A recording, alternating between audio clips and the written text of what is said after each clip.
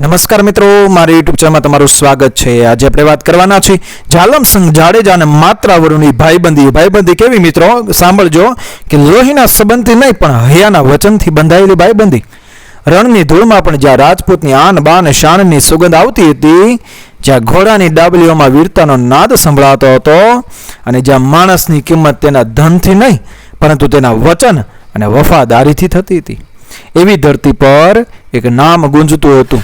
જદુવંશી જાડેજા કુળનો આ વીર પુરુષ કચ્છના નાળિયા કોઠારા પરગણાના 12 ગામનો તાલુકાદાર હતો। ત્યાં દરબારમાં ઘોડા હતા, ઢોર ઢાંખર હતા, માણસો હતા, માન મર્તબો હતા અને સૌથી મોટી વાત તેની પોતાની ખુમારી હતી। પરંતુ ઇતિહાસ અને લોકકથાની ધરતી પર સુખ કાયમનું નથી હોતું। કચ્છના રાજ દરબારમાં જાલમસંગ વિરુદ્ધ કોઈએ કાન ભંભેરણી કરી। કહેવાય છે કે રાવ પ્રાગમલજીના કાનમાં એવી વાતો નાખવામાં આવી કે જાલમસંગ રાજસત્તા સામે ઊભો થઈ રહ્યો છે।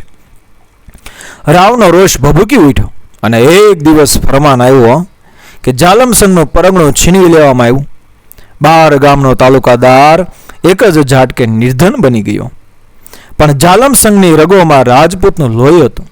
તે રાવના દરબારમાં જઈને દયા માગવા તૈયાર નહોતો।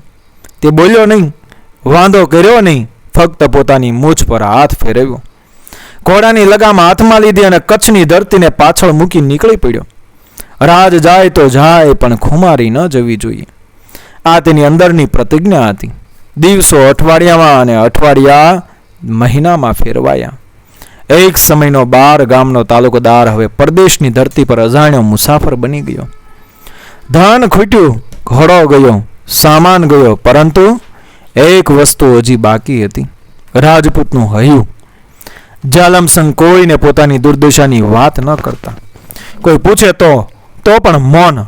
આખરે ભટકતા ભટકતા તેઓ સોરઠ તરફ આવ્યા। સોરઠની ધરતી પર એક ગામમાં તેઓ પહોંચ્યા। ત્યાં એક માલધારીના ઘરનો ઓટલો હતો। એ માલધારીનું નામ હતું માત્રાવરુ। જાલમસંગ થાકેલા શરીરે ઓટલે બેઠા। માત્રાવરુએ અજાણ્યા માણસને જોયો। તેના ચહેરા પર ગરીબી રેખા દેખાતી, પરંતુ આંખોમાં કોઈ અજાણી આગ હતી।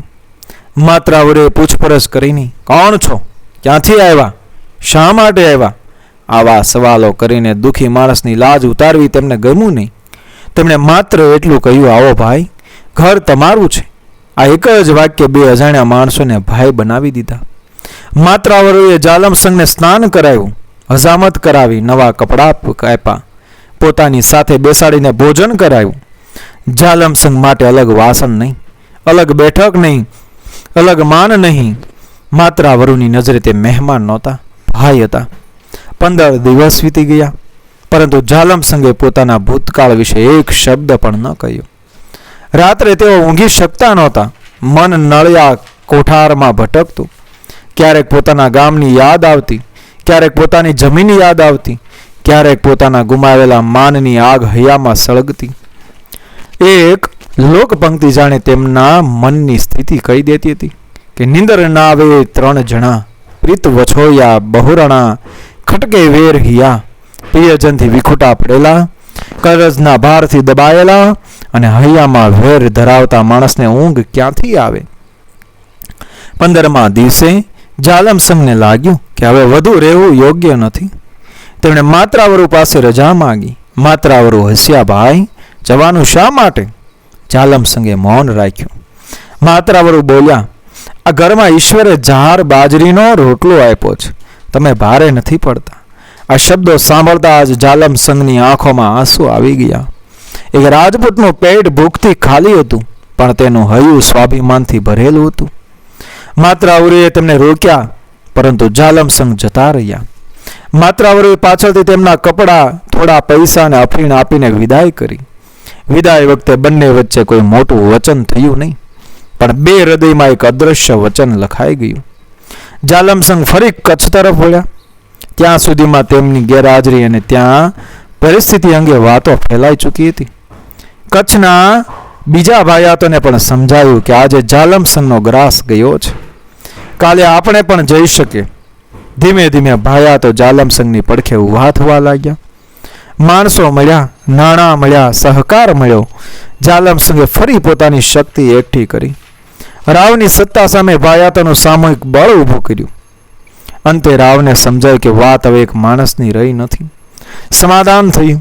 જાલમ સંઘને તેમનું પરગણું પાછું મળ્યું અને લોકકથાના વર્ણન પ્રમાણે અન્યાયના વર્ષોની નુકસાની પણ ભરપાઈ કરવામાં આવી. જાલમ સંઘ ફરી પોતાના દરબારમાં બેઠા.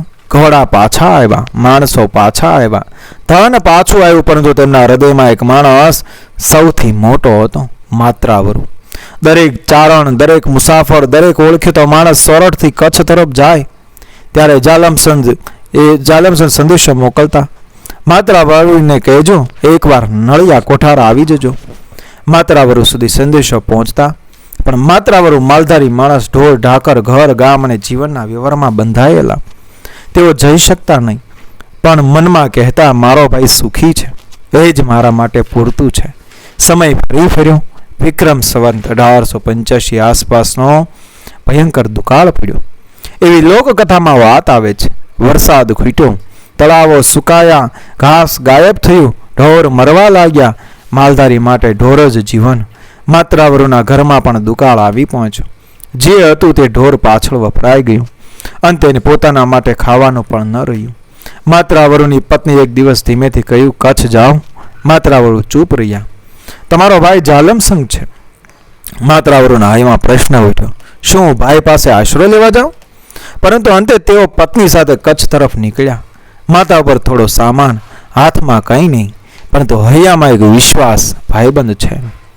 માત્રાવરુ નળિયા કોઠારા પહોંચ્યા, પણ પત્નીને ગામની બહાર તળાવડી પાસે બેસાડી રાખી. તેમણે કહ્યું, પહેલાં હું જઈને જોઉં, ભાઈનો વ્યવહાર કેવો છે તે જાણી આવું. જો માન આપશે તો તને લઈ જઈશ. માત્રાવરુ દરબારગઢ તરફ ચાલ્યા.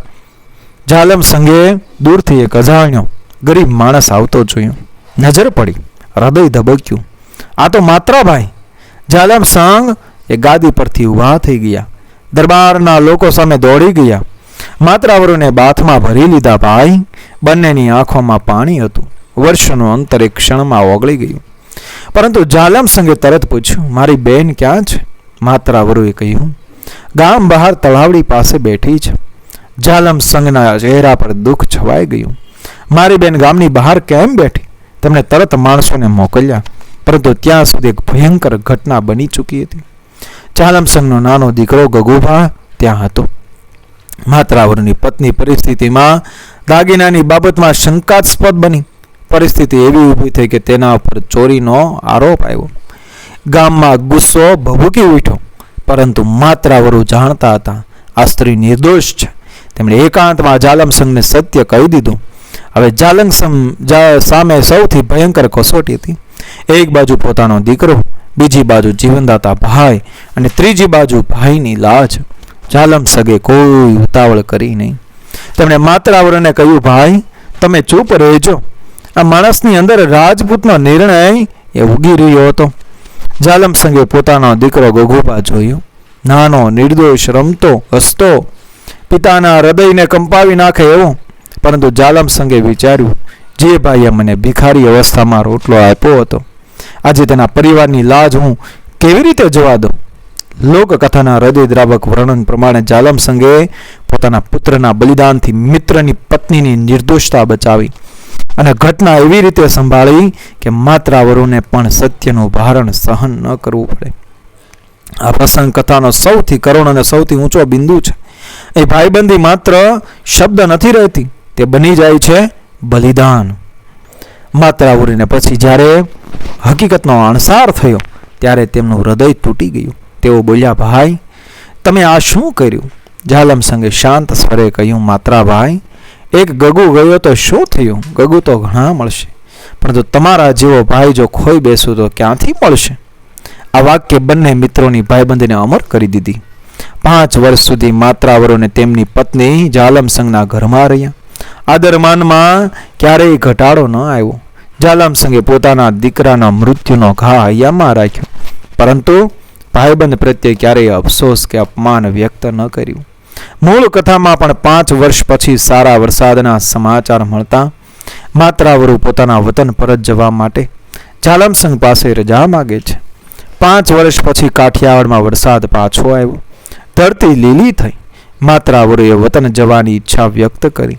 જાલમ સંઘે તેમને રોક્યા નહીં, કારણ કે સાચી ભાઈબંધી કેદ કરતી નથી, તે મુક્ત કરે છે. વિદાયની ઘડી આવી, બંને ભાઈબંધી એકબીજાને ભેટ્યા. કોઈ રાજા અને માલધારી નહોતા, કોઈ ધણી અને ગરીબ નહોતા, કોઈ ઊંચ નીચ નહોતું, માત્ર બે હૈયા હતા. એકનું નામ જાલમસંગ જાડેજા, બીજાનું નામ માત્રાવરું, અને તેમની વચ્ચે હતું વચનનું નાતું. આ કથા માત્ર બે વ્યક્તિઓની કથા નથી. આ કથા કહે છે કે ધનથી મોટું શું? માનવત્વ. લોહીના સંબંધથી મોટું શું? વચન. રાજથી મોટું શું? ભાઈબંધની લાજ. અને જીવનથી પણ મોટું શું? આપેલા ઉપકારનું ઋણ ચૂકવવાની ખુમારી. જાલમસંગે જ્યારે પોતાનું બધું ગુમાવ્યું ત્યારે માત્રાવરુએ તેને માણસ તરીકે નહીં, ભાઈ તરીકે સ્વીકાર્યો. અને જ્યારે માત્રાવરુ બધું ગુમાવીને જાલમસંગના દારે આવ્યા ત્યારે જાલમસંગે ઉપકારનો હિસાબ કર્યો નહીં. તેમણે માત્ર એક જ વાત યાદ રાખી કે જે દિવસે હું દુનિયામાં એકલો હતો તે દિવસે આ માણસે મને પોતાનો ભાઈ કહ્યો હતો. એટલે જ ગુજરાતી લોક પરંપરામાં આ કથા આજે પણ ભાઈબંધી, વચન પાલન, ખુમારી, ત્યાગ અને માનવતાની અમર ગાથા તરીકે જીવંત છે. ભાઈબંધ એ નથી જે સુખમાં સાથે ઊભો રહે, ભાઈબંધ એ છે જે દુઃખમાં તારી લાજને પોતાની લાજ માને. અને કદાચ આ જ કારણ છે કે સદીઓ પછી પણ જાલમસંગ જાડેજા અને માત્રાવરુના નામ સાથે એક જ શબ્દ ગુંજે છે, ભાઈબંધી. નોંધ છે મિત્રો, ઉપરની કથા ઐતિહાસિક દસ્તાવેજી જીવન ચરિત્ર કરતાં મુખ્યત્વે ઝવેરચંદ મેઘાણીની સૌરાષ્ટ્રની રસધારમાં સચવાયેલી લોકકથા, સાહિત્યિક પરંપરા આધારિત વિસ્તૃત રજૂઆત છે. 1976માં જાલમસંગ જાડેજા નામની ગુજરાતી ફિલ્મ પણ બની હતી, જે આ લોકકથાની લોકપ્રિયતાનો એક સંકેત છે. મિત્રો, વિડીયો પસંદ આવે મારી ચેનલ સબસ્ક્રાઈબ કરો, ફોલો કરો, શેર કરો. મળી આવી જ ઘટનાને પ્રેરણાદાયક વાર્તાઓ સાથે આગળના વિડીયોમાં, આપણા ઇતિહાસ સાથે, આપણી સંસ્કૃતિ સાથે આગળના વિડીયોમાં. જય મા ભવાની.